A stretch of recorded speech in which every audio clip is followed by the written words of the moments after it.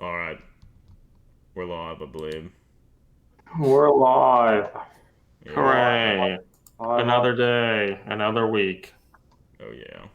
another Warhammer 40,000 FAQ. Yeah, I think everyone's pretty excited about that. I know I was.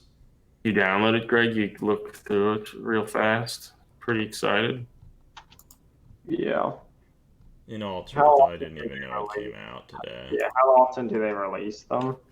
I don't know. Twice a year, maybe? Huh. I think it's something like that. They release it maybe twice a year, such that, or I think that's it, such that at the end of the year they can release like the finalized uh, General's Handbook or whatever they call it. Sure. And I think it's often after like a major tournament, kind of. Like this one would have been after Adepticon, and they probably kind of got to see like what dumb shit happened there. Yeah. Or like what sort of things sort of broke various aspects of the They have game. a clarification about the wobbly model rule in the game. Yeah, okay. So that But means someone was probably trying to game that. but in all honesty, like we don't give two shits about this. I mean, it's cool you have that up there, Adam. That's I'm looking through something. it.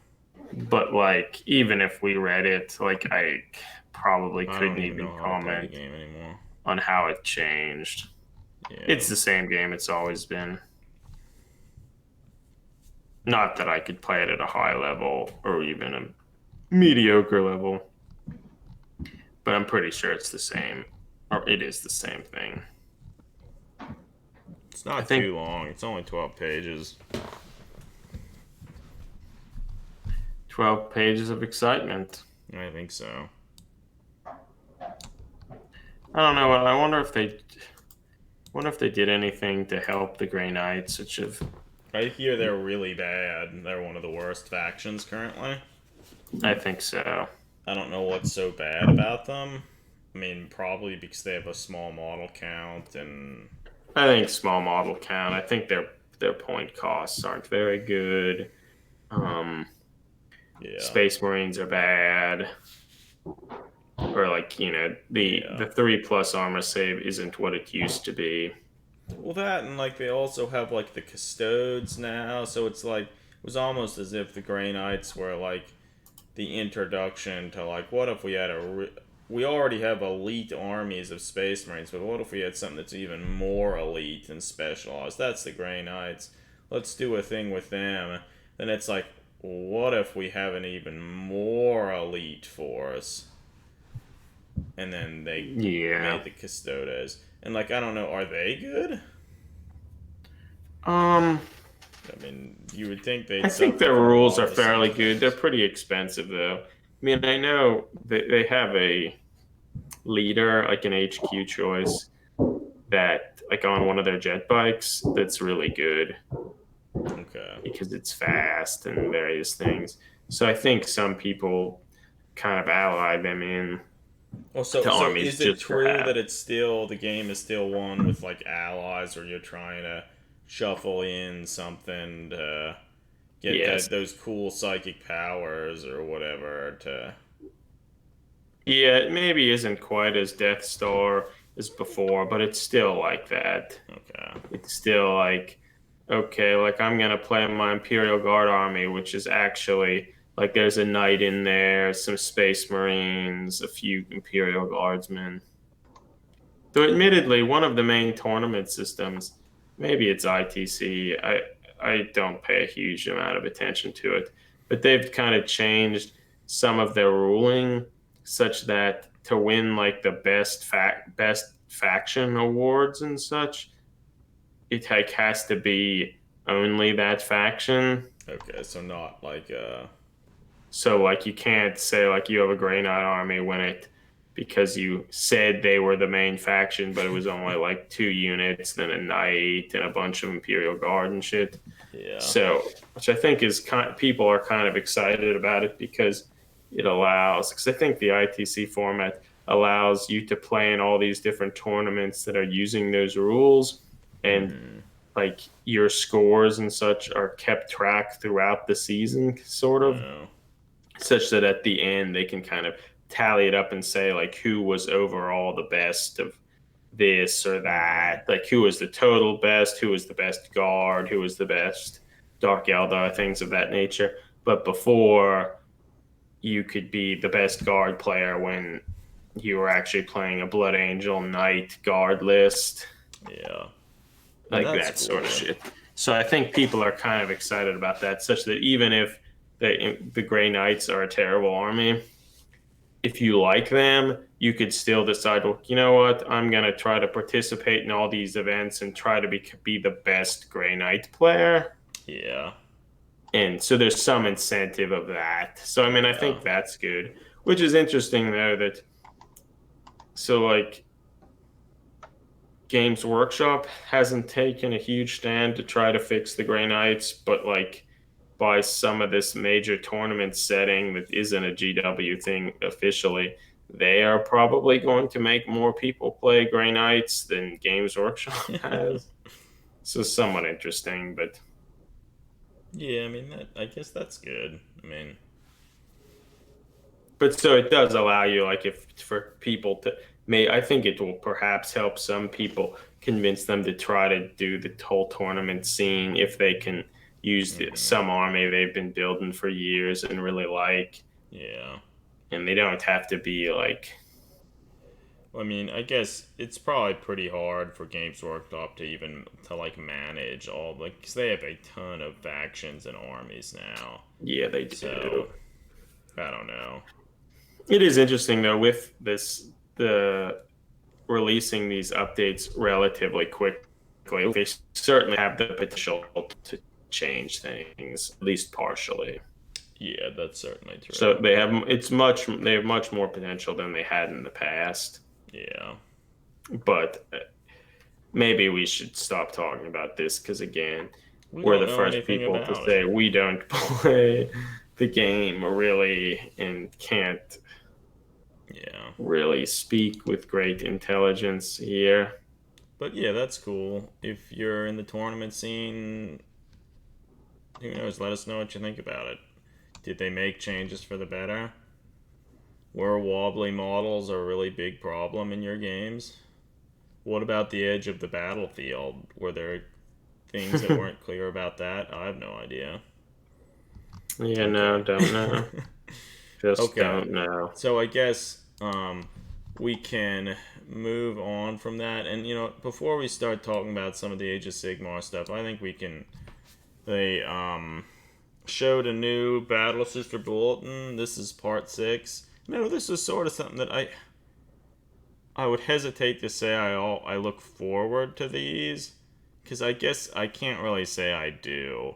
It's something that I want to look forward to, but I don't, Yeah, because like I'm looking forward to learning more and seeing more about the new Sisters of Battle and the new model range. But I feel most of these bulletins, they're doing a really good job of really skirting around the whole thing to the point. Are you excited for the Sisters of Battle bulletin, Greg?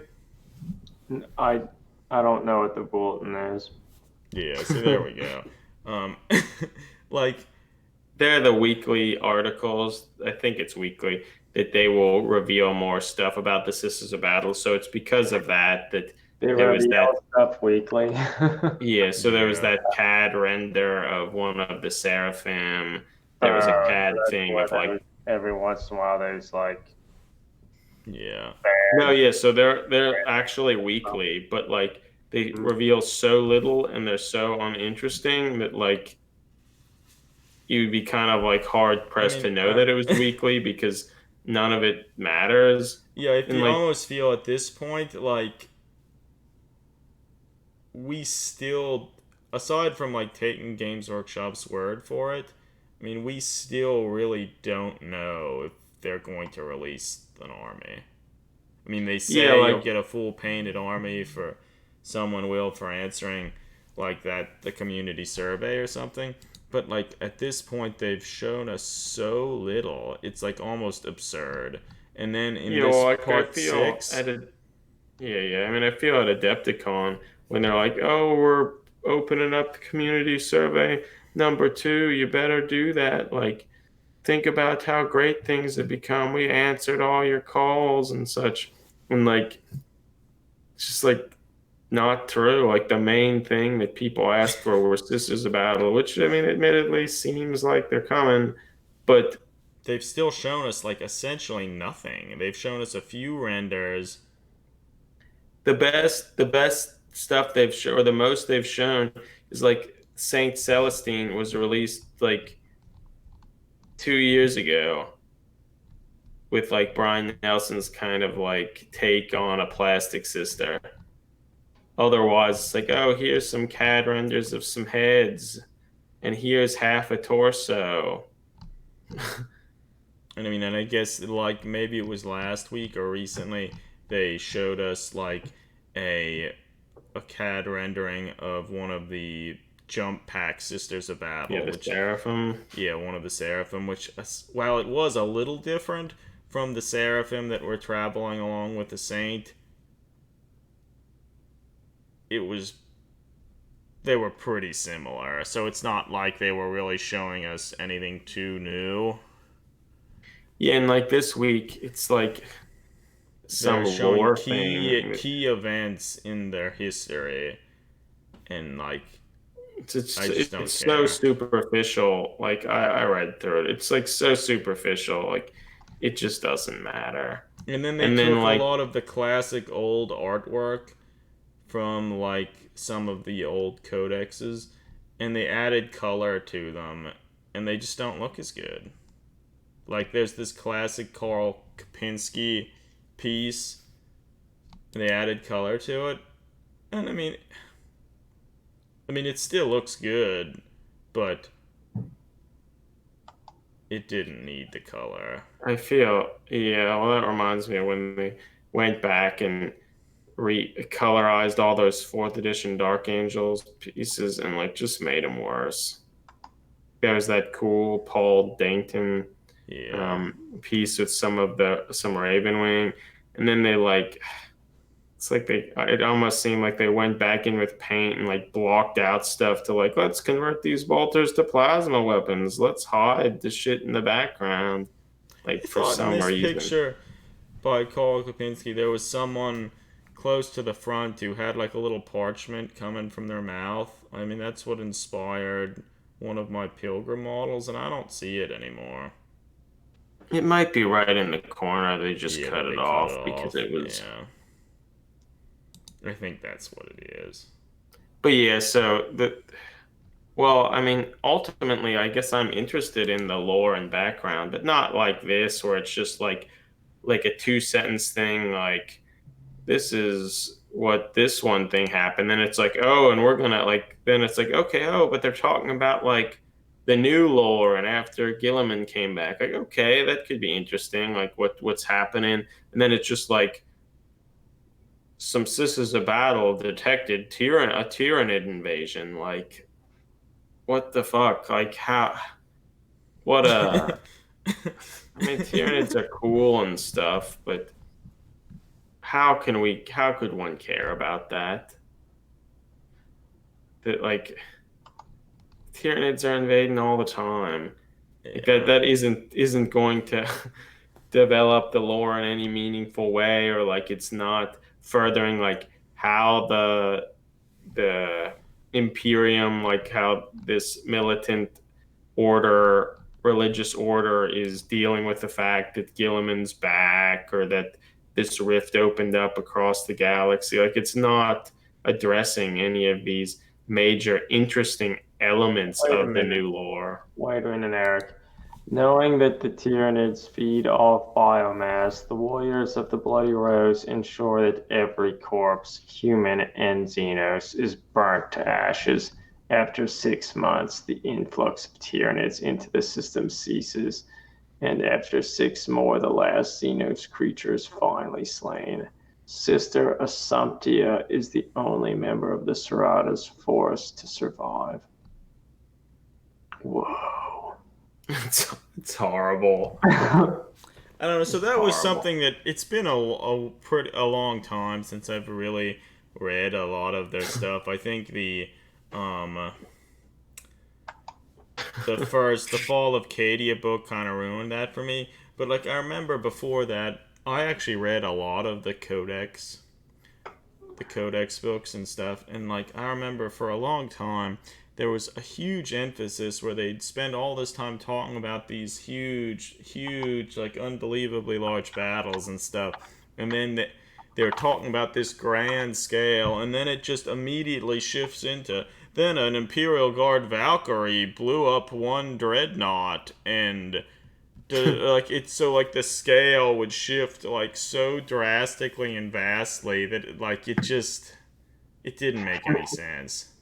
It really, yeah, would take you out of it. They're like the fate of Cadia hangs in the balance, and then they talk, yeah, about how like one Lehman Russ like was destroyed by a defiler, and Yeah, yeah. Creed got into a Valkyrie and flew like with some people, and some Helldrakes swooped in. Like, good God, does that like diminish the setting and make it seem like Yeah, it was it's bad. like some little skirmish? Like, well, hell, it seems like a 2,000 point game of 40K, Well, I mean, maybe and so less. like I bring all of that up because that thing about the Tyranids that you read, Greg, is very Mhm. reminiscent of that.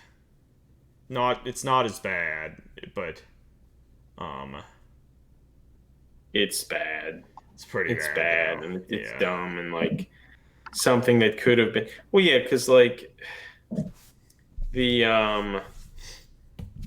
what was it called? Oh yeah, so like the all of that.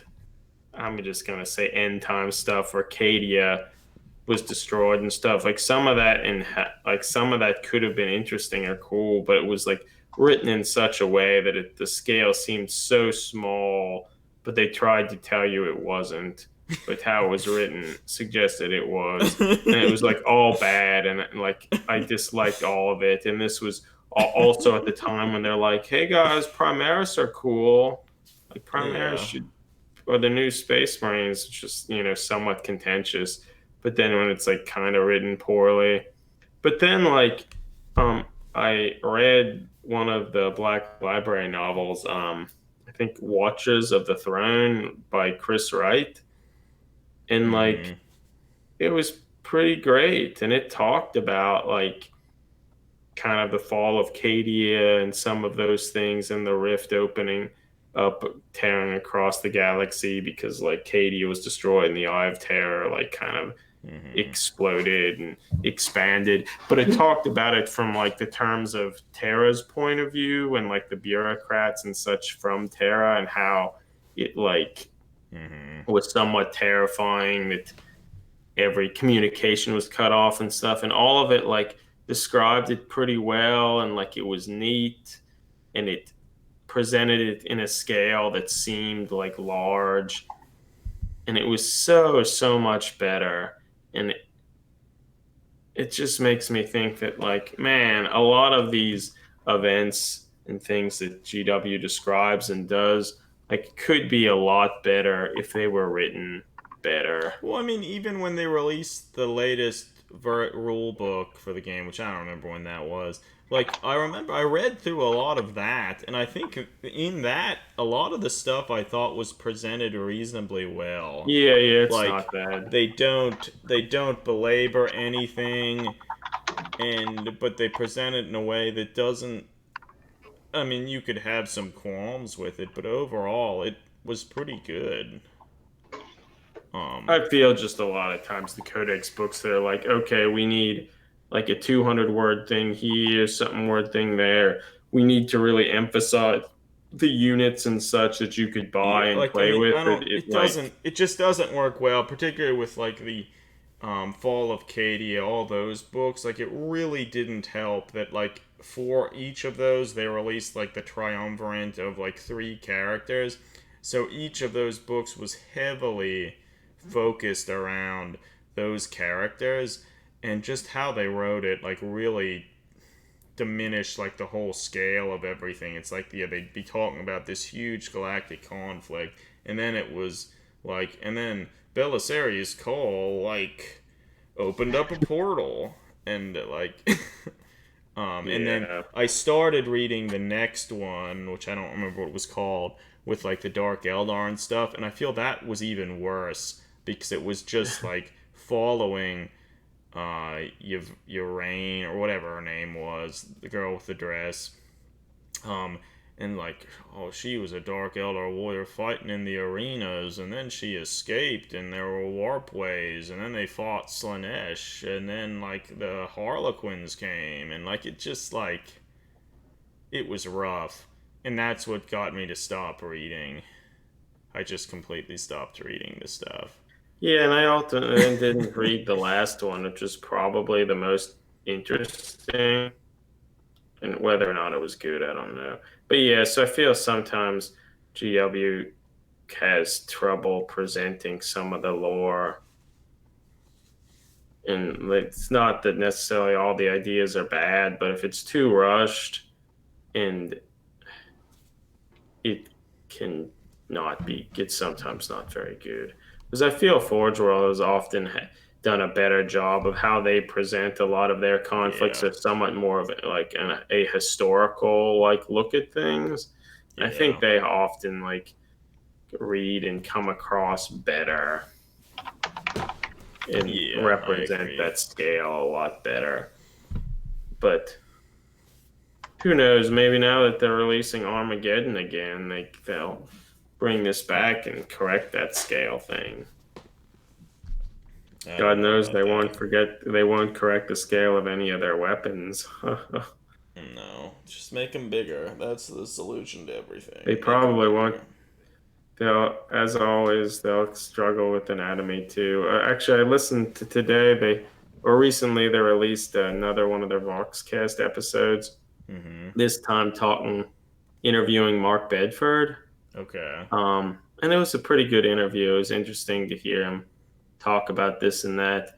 He must have actually, before he started to work for Games Workshop, he worked for like a somewhat related company that would make props and things Okay. for GW as well as videos and whatnot. And he must have been involved in making a lot of the videos and stuff for Final Liberation. Remember that? Oh shit, that's cool. I love Final Yeah. Liberation. Yeah, that old epic game. That's So it was cool. kind of neat. Well, That so is what role is Mark Bedford playing now? If I remember, he was at Forge World at least for a long time. He's still at Forge World, but he's like the creative lead and he makes design stuff. Okay. He That's doesn't sort of what actually I thought. sculpt models So he does that mean? anymore. Okay. Well, it's funny. He was talking about like how like, but it's really important that you know like good concept of anatomy, and like if people don't, you don't know it, like the models will just look off, and it's just like, yeah, I mean, what you're saying is all right, but sometimes it kind of seems like you don't have that. Yeah. Oh my god. Holy shit. Yeah. But I mean, Huh. at least That's weird. he's keeping it in mind. Yeah. It's important, and That's weird. everyone can always everyone can always improve with those things, and it helps if you're keeping your eye on that and know that it's important. Hmm. But yeah, Huh. sometimes it doesn't seem like I mean, if you look at all the Forge World Space Marines, like what happened there? I don't know. no concept of Yeah. anatomy there. That's for sure. Huh. That's. Huh. But it's still an interesting interview, kind of just hearing kind of his journey through Games Workshop, that sort of thing is pretty interesting. Well, And Final Liberation, hell yeah. my favorite model that Mark Bedford sculpted, I think, was the original Cipher model. yeah. I mean, mind you, he has terrible anatomy, but like I still really like the I mean, model. it's A Space space marine, yeah. Marine. I still really like the model. His face is great. His like little backpack is like iconic. People used it everywhere, literally everywhere. Um, and I like it a lot better than the new model. Much better. Pose is a lot better. Yeah. Like, See, he did a really nice job. I'm pretty sure it was Mark Bedford who I sculpted think that. you're right. I think you're I might be right. wrong, but that's what I recall. Yeah. Okay, so I don't know. I think we dallied around enough with Warhammer 40,000 and such. So maybe we can go on and talk about Age of Sigmar. They're releasing a new game, Looncurse. Interesting Well, name. yeah. I mean, I guess it's like a boxed set with basically two starter armies. I assume it comes with the rules and It has the core whatnot. rules. There's a picture of it right here. But I mean, they've been releasing a bunch of these, both for Warhammer 40,000 and Age of Sigmar. Yeah, And this kind of came out of nowhere. I don't know. I sort of like how they're doing this. Yeah, every so often they'll release a new, like almost like a core version of the game, and it's just they're changing what armies are in it, and then they typically will make a character model or two, and I think depending on like I think it could be a good thing if you were looking to start the game or if you already play the game and have one of these factions. Um, and this one I think is particularly interesting because the factions are a little more out. They're not as commonly seen as some of the other ones, mind you. One's like all the goblins and stuff, and I mean, they just a few Look at all months the ago, loons. yeah, they like released What do you drastically think the overhauled the Looncurse army. is? I don't know. It's hard to know. Wait, it says battle by the light of the bad moon. That's kind of cool. Um, like Can I listen to actually John rather Fogerty like in the background. I rather like both of the forces. Um, the one thing that's pretty strange, like the cover art for the game, like I actually really like. I mean, none of these pictures are very good, but I really like it. But it is, I do sort of question the almost like the perspective they chose to present this because there's this big Sylvaneth like champion dude like staring down a tomato, what looks like a tomato or something, but it's obviously this giant squig that you get in the game. But just the perspective that they chose for that, like you will like literally can't even tell that it's a squig. Yeah, like because he doesn't have much of a tail. How his legs are, like it's basically just a big orangish red blob Yeah, it's Yeah. with a weird. I mean, I cool like the looking little fact that gobo on top. they limited the colors like to an extreme where like it's essentially all like blues and greens, and then there's the red Do squig. you think they were trying to limit the colors to correspond with last week's Game of Thrones episode? I don't know, Eric. I didn't see that episode. Oh, I saw that episode. Fucking people are Yeah, stupid. people seem to be really upset about that. Like Because it was it like was too dark or something. Yeah, it was dark. like it Okay. was supposed to be. It was a battle in the night. Like it was at night and the cold winter winds were blowing around and it was supposed to be dark. Like It's it like was I think they was trying to represent like the fog of war and things were chaotic and you couldn't see shit. That to me that sounds kind of neat, and I wouldn't have expected anything to be that cool. Like I would rather them do something like that it's like hard to see because of like kind of the natural light and such, rather than like kind of a Transformer Michael Bay thing or just like all these quick camera cuts and whatnot. Maybe there were a People lot of people camera wanted cuts. it to be like a Lord of the Marvel Rings third movie, movie.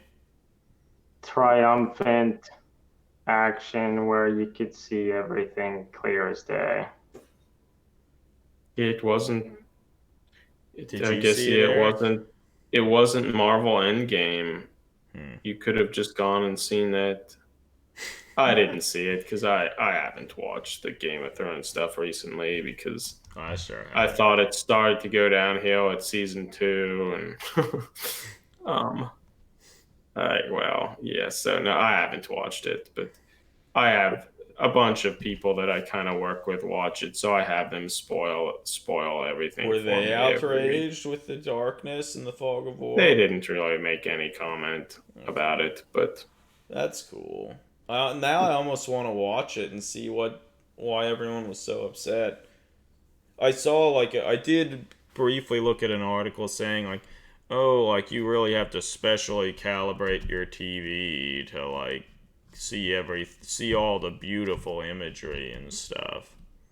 And I mean, I assume if you calibrated the TV just right, it probably would be easier to see certain things, but I can't imagine they had to have wanted it like that. They would have never done it otherwise.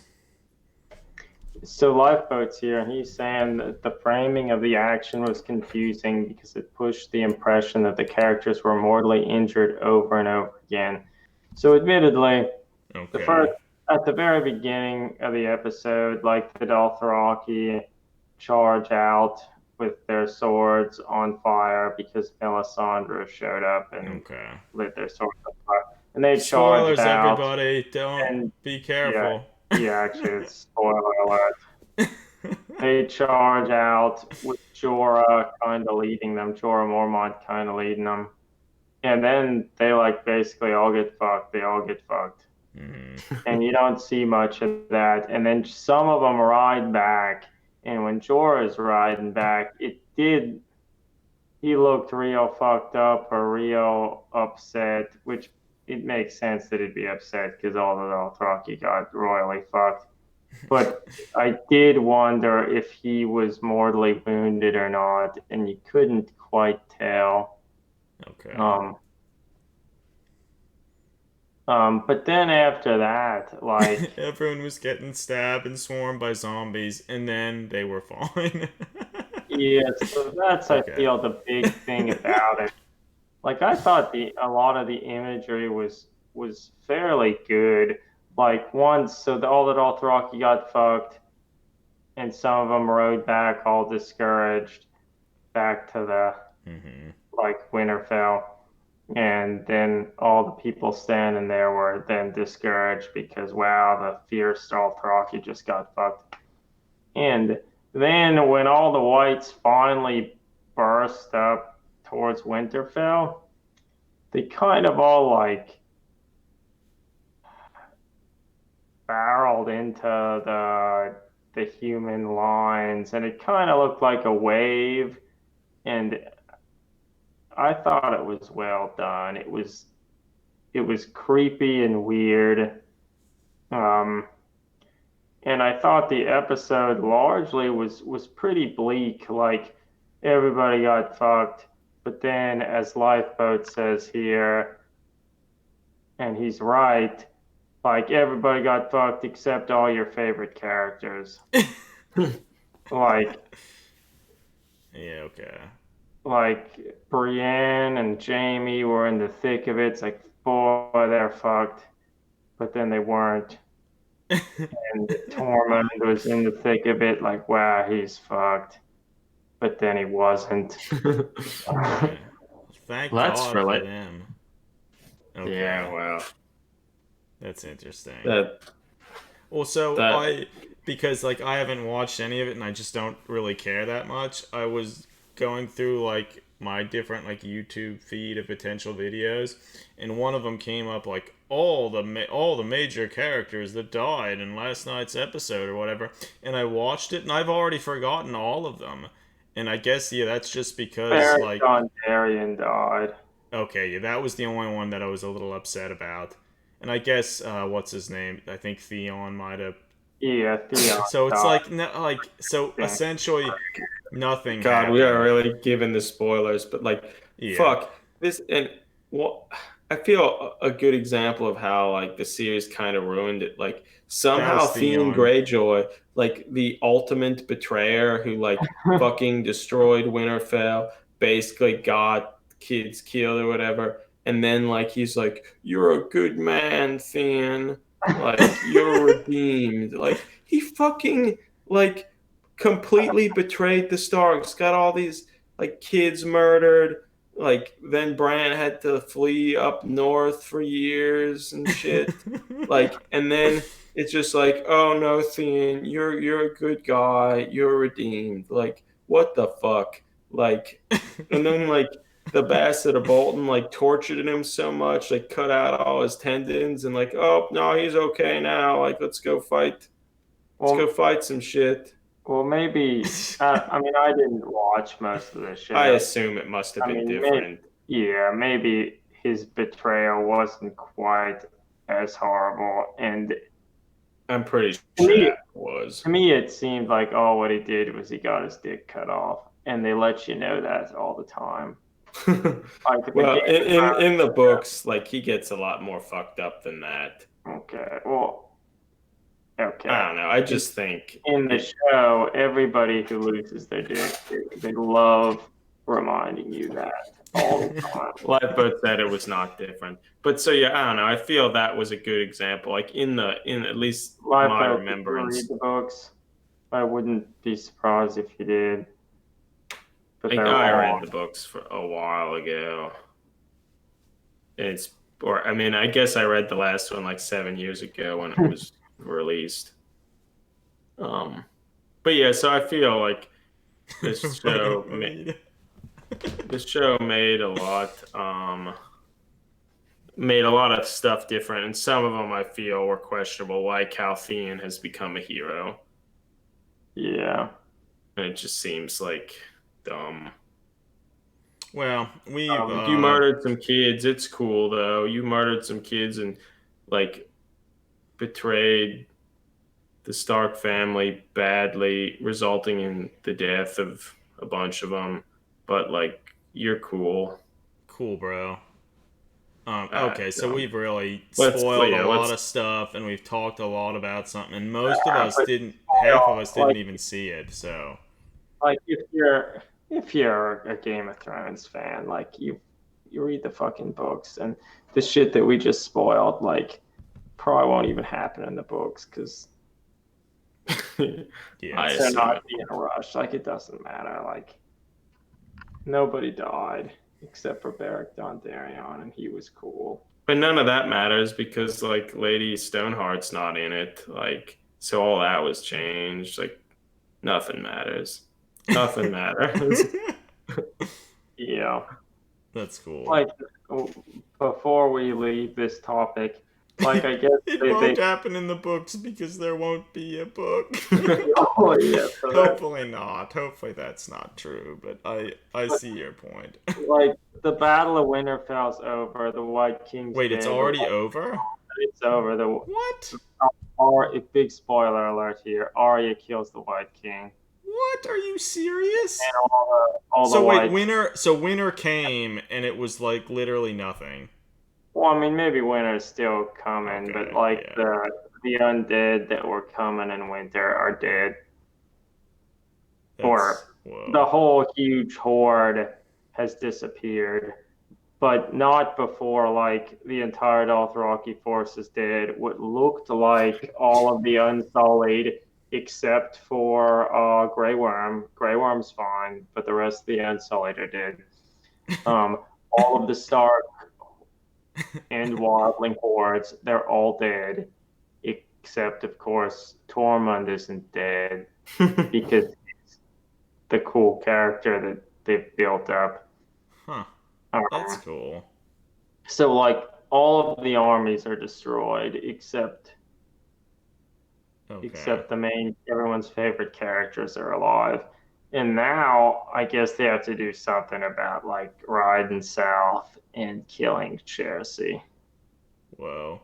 So Yeah. it's like Well, Arya, you go, girl. Like shit, you single-handedly stopped the winner and like everything. Fuck yeah, you go, yeah. girl. Well, maybe to shift off of this about those books maybe not being published and such, I guess it's sad to note that Gene Wolfe died last week or maybe the week Yeah, prior. that is really unfortunate.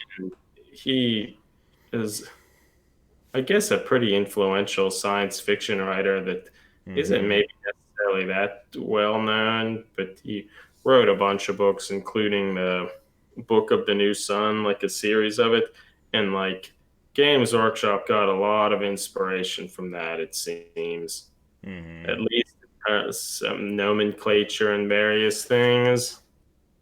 Like before Terminus S was a spaceship, it was a cool sword.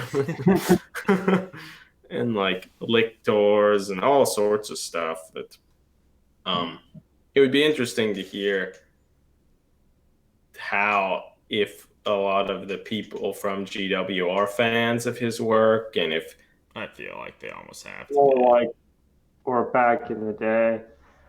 yeah, Fuck. so Bless but you. I don't know.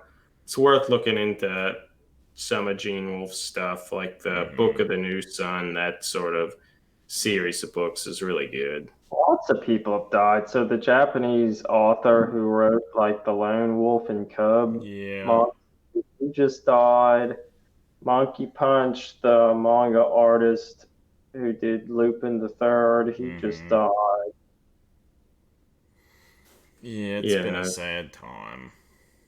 Actually, and another interesting thing about Gene Wolfe, in addition to writing some of the most like influential science fiction novels, before he became a full-time writer, he was one of the engineers who designed Pringles. That's Yeah, awesome. Once you pop, the fun don't stop. They were like, yeah, he designed like how to like press and make the Pringle and the can and such. That's Isn't incredible. that interesting? Yeah, yeah, that's incredible.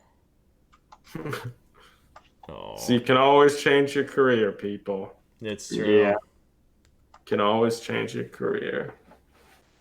Mm-hmm. All right, well, like I guess we went on a major It was pretty tangent. bad, guys. We should probably talk about these models, at Looncurse? least the We two leader talk, models in the talk Looncurse.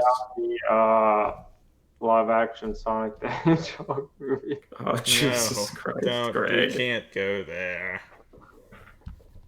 What about Lifeboat. If you Detective have Pikachu? the trailer for that, you should watch it.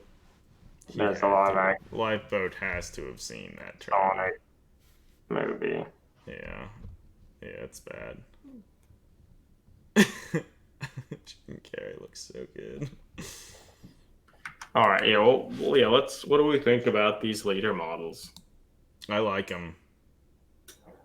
I actually like them a lot. I mean, the Sylvaneth one is, in some regards, you could sort of say is sort of another one of those semi uninteresting, like half tree people, half elf. But like, I overall like them. And this model, I think, looks pretty neat. Like, look at that crazy horned helm. I like it a lot. The little shield's cool. The weapons reasonably well sized. And then they have these weird bug-like wings, and I think somewhere, maybe it's from, they show some of the sprues and stuff, Oh yeah, and they they show recently other, put out an unboxing. yeah, they The show other thing. angles of the model, and it almost looks like the wings and stuff on the model are actually like wings of some like giant creepy insect. Yeah, it does look that way. Like, It's look at kind of that. neat. That's cool. I like it. Yeah, it's a very interesting design. Yeah, I like it. It's cool. Like, maybe they're like, say, have some symbiotic relationship or something. Hmm. Yeah, no, I think it's Shit, you neat. know what you could do? You could use this little dude as like Mothra or something in Adeptus Titanicus. That'd be cool. No, I like the model a lot, actually.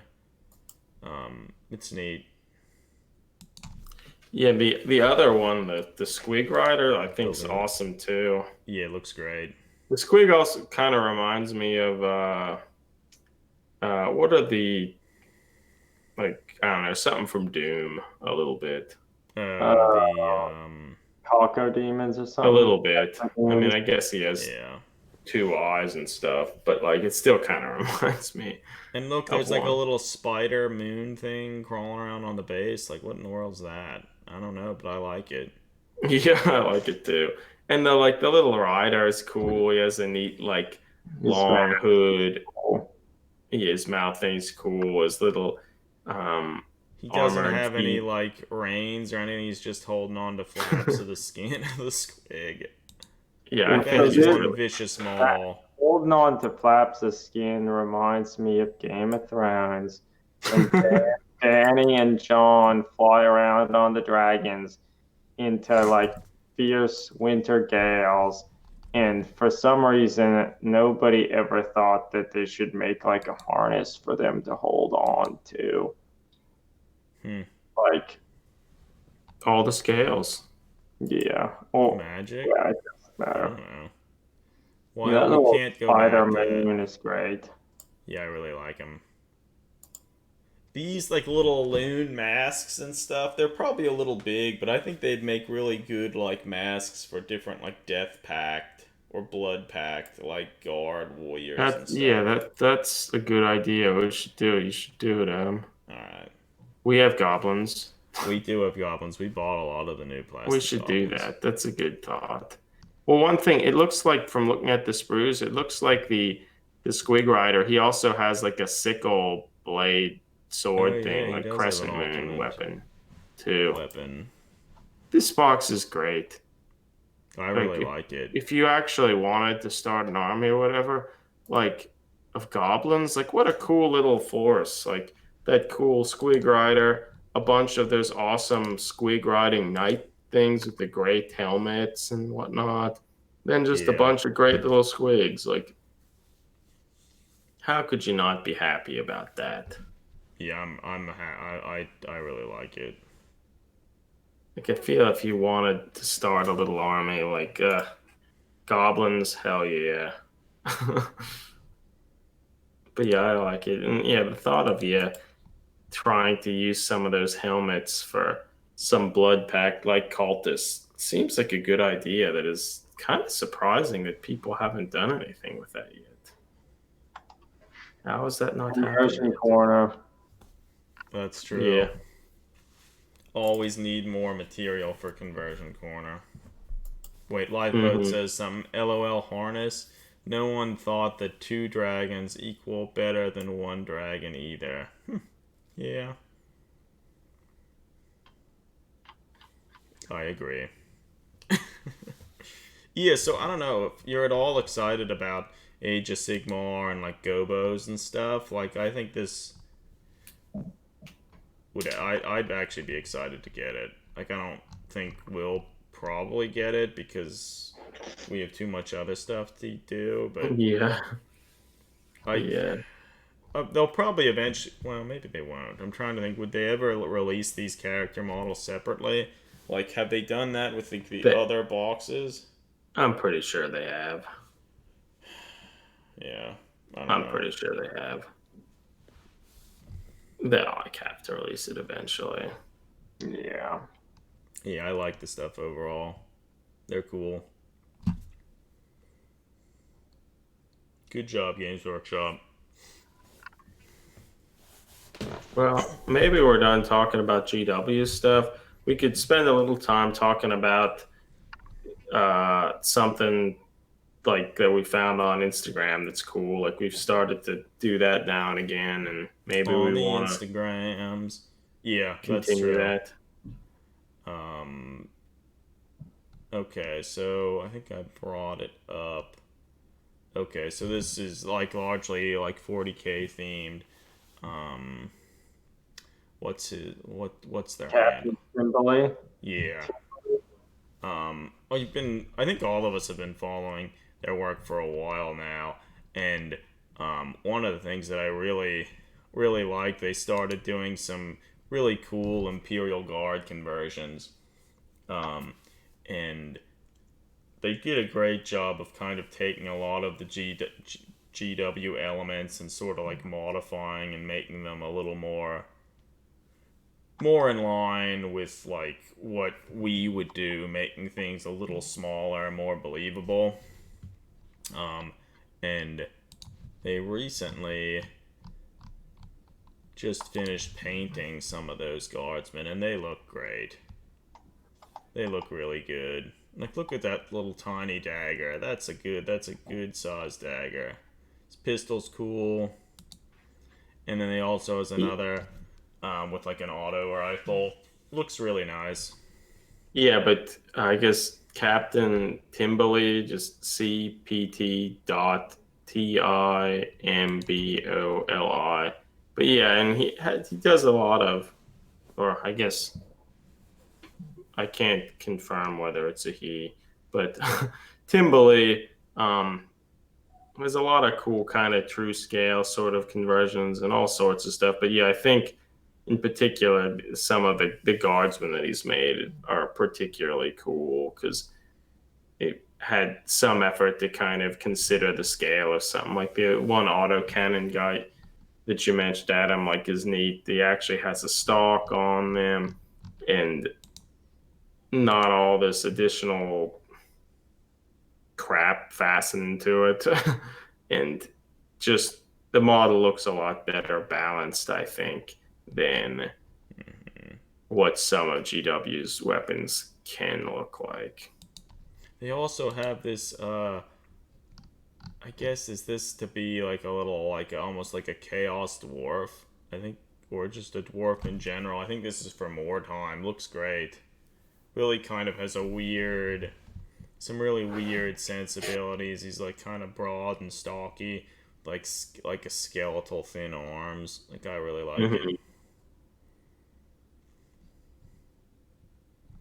Yeah, so certainly if you're not already following them, you should. Mhm. A nice painting style too, kind of sort of gritty, but like nice color choices. And I feel particularly for those guardsmen that it's such kind of a dark, brooding color scheme. It sort of fits with the more like that emphasis on realism, better scaled weapons and such. I think that all goes together very well. Oh, But and yeah, he another has a thing that's cool, he also like actually used one of the Gene Stealer cultist shotguns. He trimmed it down a little and used it on like one of the more like true scale Space Marines, and like looks great. Very yeah, no, reminiscent. they even did that before you did your Oh yeah, the Space Marine. adding one of the Yeah, shotguns so to my Space Marine. So beaten to yeah, the like punch. yeah, they had the right idea. It looks great. They had the right idea. That Well, looks really Excellent. hopefully, good, actually. us talking about this will get more people to follow him, and then maybe he too will get people coming on explaining to him why the shotgun doesn't look right for a Space Marine. It's a farmer shotgun. Yeah, I don't know. It Yeah, looks great. no. I really like it. I mean, I guess admittedly, he probably in that his post about it maybe didn't call out the fact that it's different. He says building him a new shotgun. This one looks more in scale and less clunky. Yeah. hmm It sure does. Well, so he had an earlier version of the model where he actually I think he actually took he tried to make his own sort of reminiscent to what the Space Marine shotguns currently look like, but he made that even smaller, and then he just scrapped that Yeah. and made this newer Yeah, like the one, and it Space looks a Marine lot Scout better. shotgun is pretty terrible, as is the the laughable Death Guard, or not Death Guard, the Death Watch shotgun. Like Really bad. looks so bad. Like even on like the larger Primaris models, which I feel a lot of people in the Ink 28 community have like, oh, Primaris are here. Like I would like to make some true scale Marines with them. Let's make some Death Watch, just because it's kind of an easy way to go about it. And then putting on those loathsome shotguns. Yeah, they look awful. But this is better. Yeah, it looks way better. I really like it. Exactly the type of thing that I would do. So yeah, check out their work if you haven't.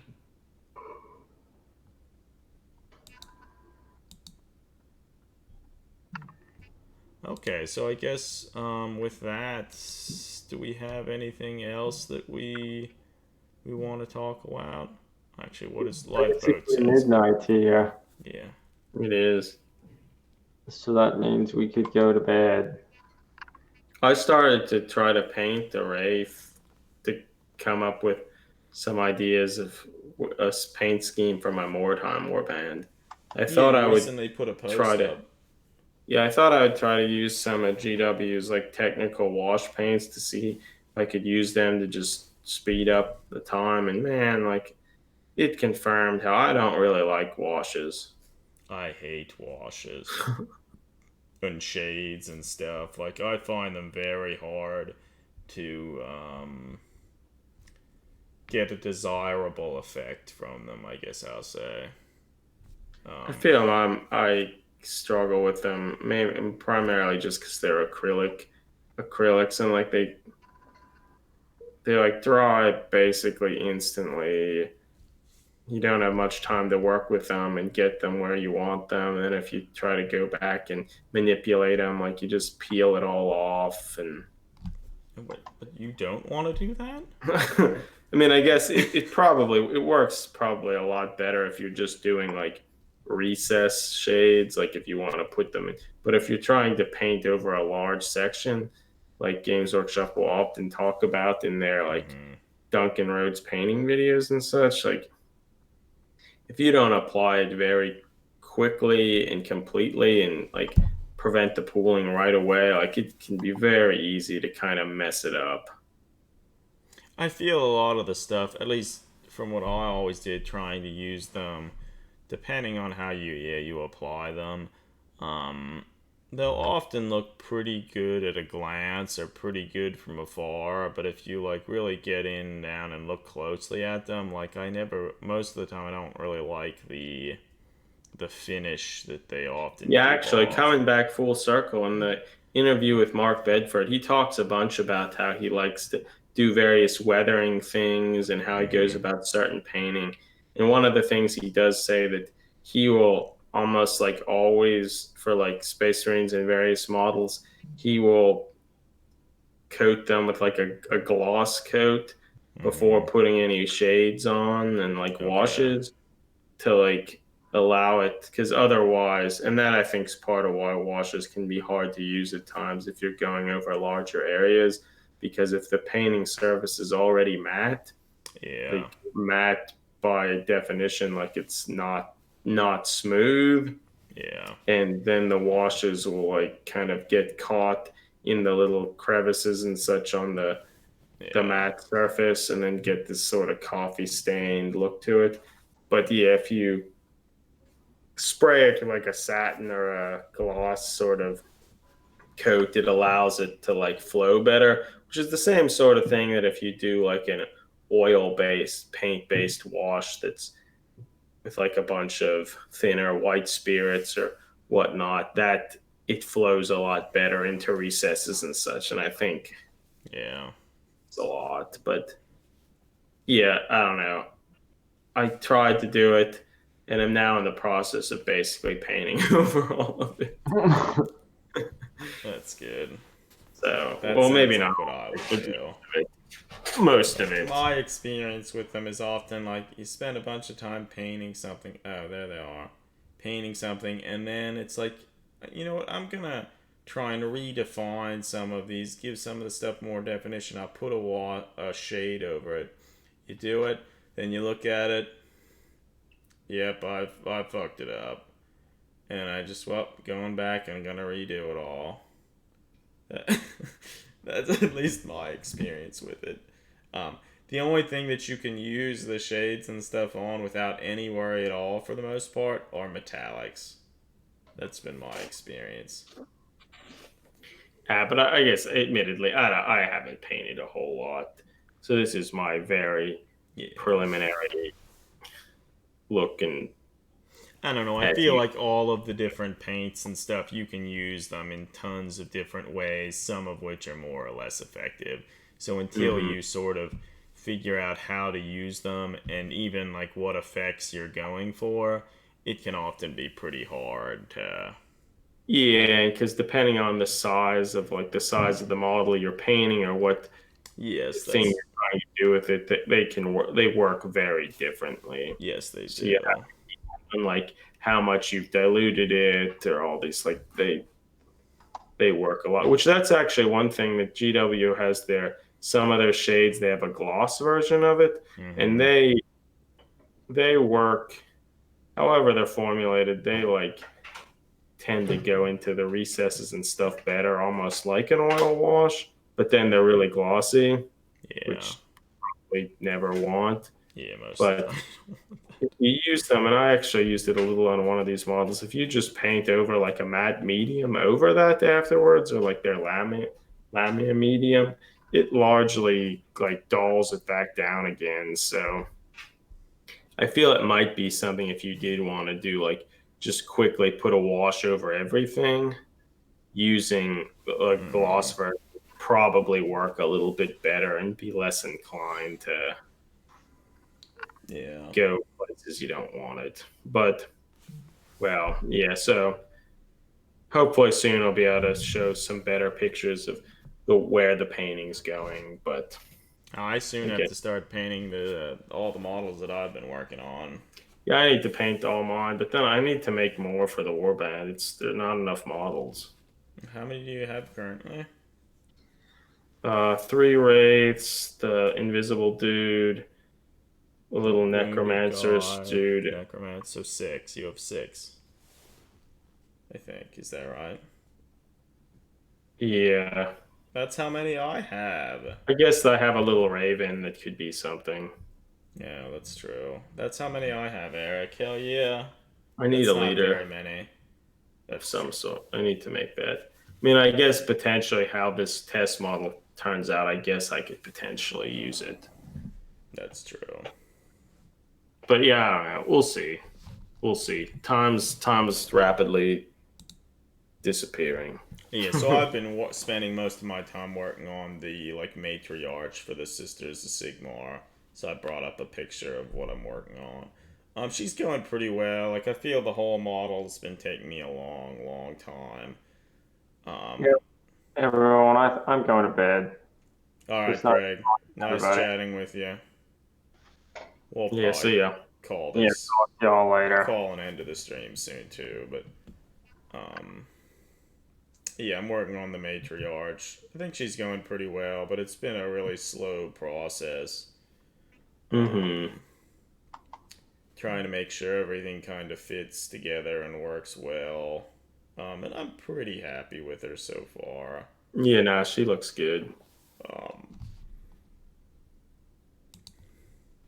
but yeah, so hopefully within the next week or within the next few days, actually, she'll largely be done, and then I'll have to start painting.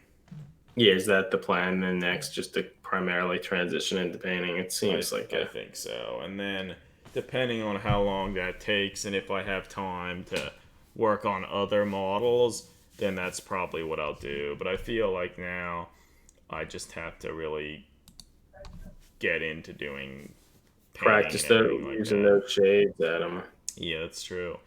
Um, because if I can get all these six models finished, painted, and everything, and I still have time, then I'll have it'll be a lot Yeah. easier because I don't really want to say rush through the painting of all the models because I took so much time converting and sculpting them that I want to try and spend a fair amount of time on each one.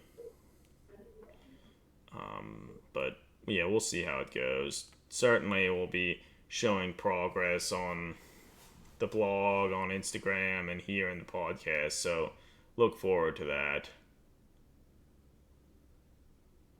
Oh. Um, Dan the Invincible. I like your guys' dialogue. The vocal fry is a bit grating, though. Just my 2 cents. Yeah, so I don't know what we can do to try and improve that. Like, I feel the three of us, our voices are all pretty similar, and they're super, like, low and kind of drony. Yeah, it's true. Um, well, thanks for listening and giving us the things. Well, it's certainly something to think about and play around with that. I think part of it also has to do with depending on what we're talking about and how excited or unexcited we are about it. Yeah. Because that sort of changes it too. But yeah, so we'll certainly consider doing that. And I think some of the stuff also, like our setup here, could probably improve as well. But always something to work towards. And yeah, thanks again for listening. And if you have other suggestions and stuff for us, things we could change or try and improve, certainly voice them. We'll try and accommodate the best we can.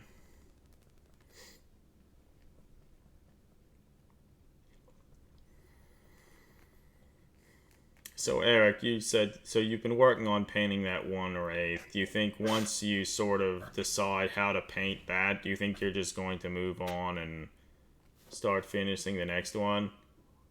Yeah, no, I feel if I can find, or once I develop something that I like, I'll probably at least go in and try to Let's paint actually the other go and three look at. wraiths. So I know. Okay, here's a picture of the one that you started painting. So yeah, it looks like you essentially spent most of your time using the two like technical paints. I feel Yeah, I just wanted to see how they would work, and I think they look all right. And this picture is maybe slightly washed out, but admittedly, that's kind of how the paints go. I've used both of what are they called? Like the Hex Wraith Glow or something. Wait, Oh wait, no. yeah, or it's Hex Night Haunt Gloom is the blue one. and the green one is Hex Wraith Flame. So yeah, I I use didn't. both of them a little, but This isn't Hex Wraith Flame now. It's their uh, oh, Neelic Oxide, so the okay. Vendigris sort of one. Okay. Yeah, I probably have that too. Most of these technical paints, I've like only added a tiny amount to like really small details, and I feel that probably works a little differently than say trying to go over like a large surface of the model. Mm-hmm. Yeah. Well, some of it, like the upper portion of the model's cloak, has more sort of crevices and recesses Yeah. that allows it worked a little bit better on those. The lower portion of sort of the wispy ghost like stuff, it's very smooth and flat. So like if you try to apply a shade over it, you have to apply it pretty rapidly. And you can't keep brushing at it, or if it's partially dry, you'll kind of peel it off. You'll peel it off. Well, Interesting. that's how it's found. That's what happened when I was using it. Like, kind of breaks away and peels off. Hmm. That's interesting. Well, yeah, that's really interesting actually. Yeah, like I haven't used them too much. So like I don't know. So you're like going back on this model and reworking some of the stuff. Like I imagine, I feel if it were me, I'd be going in there and trying to like redefine and like add more contrast to some of the different elements and probably overall just make the model darker because Yeah, that's what I've kind of doing. yeah, cause like I guess in the end, like I don't really know how we're envisioning these to look like. If they are just to be like normal wraiths, or if they're Yeah, no, that is true. and like I guess like the sword and chain, like is that like actually a physical? I mean, as you painted it here, it looks like that's actually like very much a physical thing. Um, Hmm. and I guess all of, like the nails and stuff in their back, the same thing with that. So I guess in the end, it doesn't necessarily have to make that much sense. Um, yeah.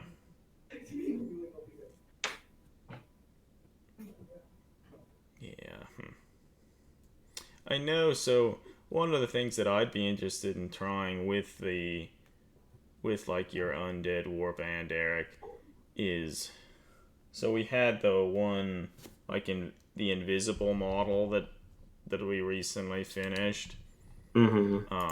I almost feel like it would be neat to make like almost a mirror of that model, but instead of it being clear, just paint the entire thing a like a void black. Like I know there are a couple there Yeah. are a couple companies that make really matte dark black paints. The main one, what's his name? So it might be like Stuart Semple. Mm-hmm. That's probably not entirely correct, but he has like, at least at the time, what they called like the world's blackest black, which I think it was their second iteration of this black paint, a super matte black paint that I think at the time was considered one of the darkest black paints in the world. And they recently finished a Kickstarter for a new version of that. Let's see if I can find it on the interwebs. Yeah, I didn't realize they were doing a Kickstarter version of it. Yeah, no, they had a That's kind of Kickstarter. neat. I Stuart Semple. Okay. Yeah, so I actually backed it, and I think they're supposed to start sending it out in May. Um, yeah, Black 3.0. Black 3.0 is a super special acrylic paint. We've spent nearly 2 years tweaking its formulation to create a black that absorbs between 98 to 99% of visible light. um, and so I know I bought the version 2 of it, and I experimented around with it a little, and it almost to me kind of almost looked a little more gray, and then I never actually used it for an actual model. Mm-hmm. And so we'll see if I actually get it in time before like the event in the beginning of July. Like I might try and use it on maybe like another one of these to be kind of like a mirror of that. I think it could be kind of neat. Yeah, well, I mean, I have some of the second rendition of it. I could try to Yeah, so paint we could one, and try and do that and see what it looks like. And might then as well see. But I think probably this third iteration would be a little nicer. Just um, if it's more black and yeah, less gray. yeah. Well, I know one thing, like the Black 2.0, the biggest thing that stuck out to me was how matte the paint was. It's very matte. And Okay. they seem to suggest this is even more so. So if that's true, it will be like a sight to see. Yeah. Okay. Um, but yeah, so that's something to we'll hopefully see more about it in the future. So yeah, that's kind of one of the things I was thinking about. And I was also sort of thinking of trying to make even a Sister of Sigmar in wearing like almost like a black leather coat, and then being largely all black, and then just having a white mask, almost Mm-hmm. like a plague doctor mask, sort of to be sort of similar to um, Alex Winberg from Echoes of Imperium. He created a Sister of Sigmar warband for the Mordheim event, basing them all off of the Deloc Necromunda gangers. And they all are wearing these coats and then have these large masks and everything, sort of inspired off of some of like the world's black and death metal bands and stuff, wearing all the black leather and weird painted faces or face masks and stuff.